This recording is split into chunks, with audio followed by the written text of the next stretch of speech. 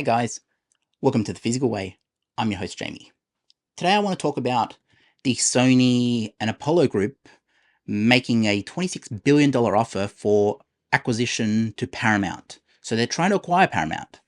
And what this could actually mean for the overall movie industry. So obviously look, $26 billion in cash is a lot of money. Even in the corporate world, that is a lot. And I think they had a offer previously from Skydance, from what I've heard through other YouTubers, mainly John Campier. So they have had other offers, but this is when Sony makes a $26 billion cash offer with Apollo Group, that's something you can't ignore.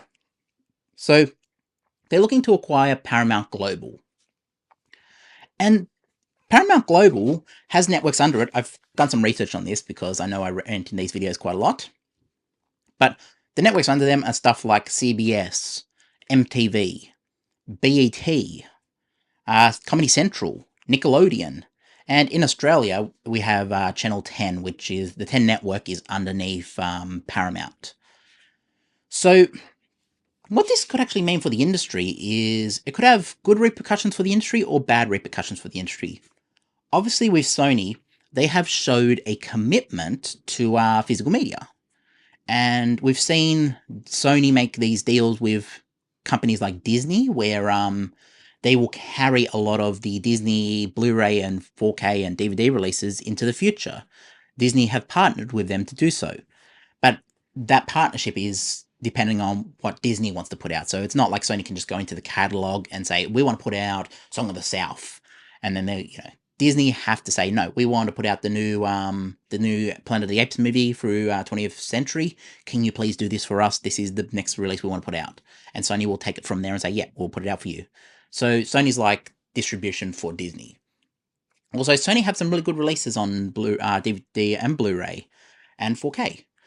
So obviously things like The Crown, which is a Netflix series, that is produced by Sony. So we've been getting Blu-ray releases of The Crown. So I am looking forward to getting the final season on Blu-ray. I got halfway through it on Netflix and I was just like, oh yeah, this is why I don't watch Netflix, because it had buffering and it had breakup, and I was just like, yeah, okay, I'll just wait for the Blu-ray release. I don't care. And also it had that big gap in between when they had part 1 of the season and part 2 of the season, so I was like, okay, I'll just wait till it all comes out. But yeah, back to the topic. So Sony have showed a commitment to putting out physical media releases. They have showed a commitment to the physical space. So in terms of Blu-ray, DVD, 4K, they have showed commitment in producing in that area and also continuing physical releases. Now, why is this? Well, as most people are aware, Sony are not in the streaming game. They don't have their own streaming service outside of the gaming. They have PlayStation Plus, PlayStation Premium, PlayStation whatever you call it in your part of the world, because they call that different things in parts of the world. So they have that PlayStation template with their games. So what could Sony be doing with an acquisition like this? Well, obviously, I think they'll allow Paramount to continue operating independently with a parent company, Sony, over it. But it also could mean that maybe they're looking at entering the streaming game. Perhaps they're looking at potentially merging it with PlayStation Plus. Maybe there is a extra tier to PlayStation Plus where you get all the games, you get the top tier of PlayStation, but then on top of it, if you want to go that route, you will also have access to this new platform that Sony have all the Paramount and Sony movies on. I could see that being an avenue as well. But also there is the Apollo Group have a vested interest in this as well. And we don't know what these two companies have discussed behind closed doors. Maybe a breakup could come. Maybe they could acquire Paramount, or if they're trying to acquire it, maybe they are trying to acquire it under the understanding that they will break it up. I mean, I could see Sony selling off things like MTV, BET, Comedy Central. I don't know if they'll keep that. I think they might decide to keep that. Nickelodeon is definitely something I think they would fetch a good price for Nickelodeon. Of course, Nickelodeon has a lot of good TV shows as well. So, stuff like SpongeBob SquarePants, I could see being an exclusive to Sony, or they could say, hey, Disney, are you interested in Nickelodeon? You want Nickelodeon? I could see deals like that happening, but also, it's also a bit of a weird space because it means that it'll be a breakup of that company, and content will be sent off elsewhere rather than housed under one umbrella. And then when it comes to Australia, because I've mentioned it, Channel 10, or the 10 network in Australia. They have many different channels. They have like 5 or 6 different broadcast channels in Australia. Obviously, the main is Channel 10. And what this could mean for Channel 10 is that that is sold off as well. That could essentially be sold to maybe a James Packer or a Murdoch or someone. It could be sold off. And I can't see the Murdoch empire getting back into buying studios. I mean, after all, Rupert Murdoch's News Corp sold off 20th Century Studios, 20th Century Fox. So I can't see them making an acquisition, but I think, was it James Murdoch made a bid for Channel 10 before it was bought by Paramount? I know James Packer, which is Kerry Packer's son, made a bid for that. And for those in the world who don't understand the Australian TV scene, James Packer is the son of Kerry Packer, who used to own Channel 9 in Australia. And yeah, family ties going back almost a century in the TV space and radio space. The Packers have been around for a long time. I'm just going to make this mic up a bit so it's putting more at my mouth. So yeah, Channel 10 could be acquired. I think Channel 10 will be the first asset to be sold off if Sony were to buy it. And who knows, maybe Sony decide to keep it. Maybe they decide, hey, we want to keep this asset, and then Channel 10 will be under Sony, which would obviously mean it has a lot more stability.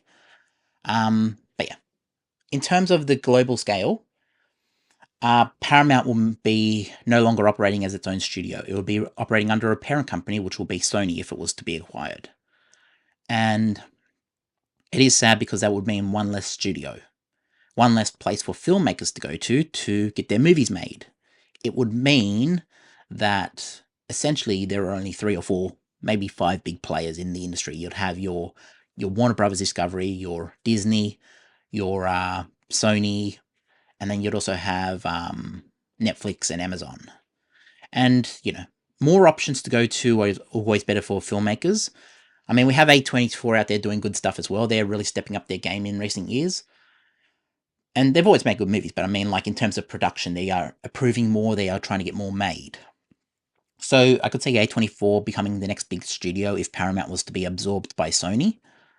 Of course, they're not going to be the same scale as in terms of Paramount. I mean, Paramount was for decades a big movie studio. I mean, they have that lot in Hollywood. I mean, that lot alone is pretty famous.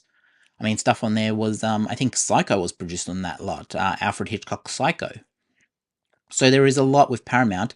The Mission Impossible movies, my gosh, there is a lot under Paramount that could be absorbed. I mean, they've got Yellowstone now, which obviously could be absorbed and continued, or, they're talking about the last season, but they could do a lot of spin-offs like The Walking Dead has done.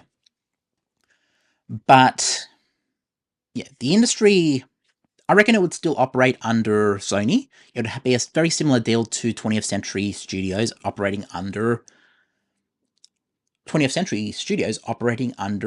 Disney. And look, there are problems with that, and this will lead into my second video this week. That will be why streamers should still release physical media. Because as we've seen with the Fox acquisition, Fox, the name, was dropped because obviously Fox News exists, and 20th Century Fox didn't have a place in the Disney umbrella, so they changed it to 20th Century Studios to try to distance it from the Murdoch News Corp empire, which was Fox News, so on.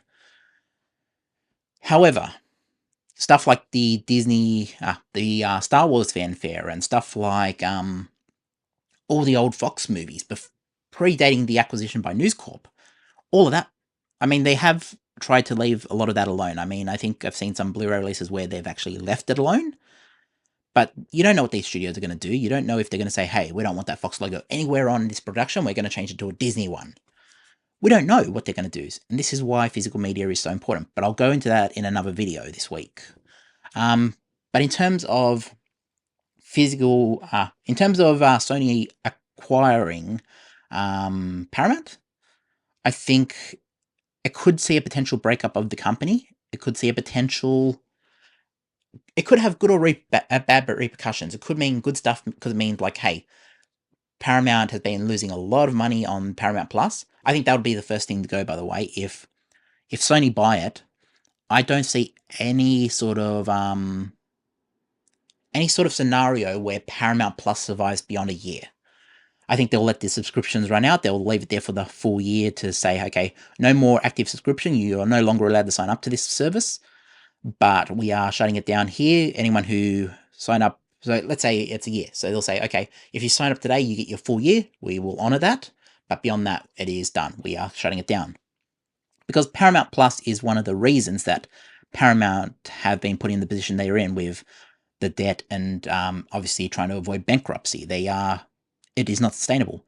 And streaming is just not profitable to a lot of the industry. So I could see a shutdown of Paramount Plus coming. Unless Sony decide, hey, we want to get into the streaming game, we're going to put Sony content on there and we're going to go at this together and try to create a streaming services. Create a different streaming service or something. But I can't see that happening. I think that will be the first casualty of an acquisition. But anyways, guys, let me know what you think. Jump down in the comments, like, subscribe, drop a comment, and let me know your thoughts. And we'll catch you in the next one. Peace.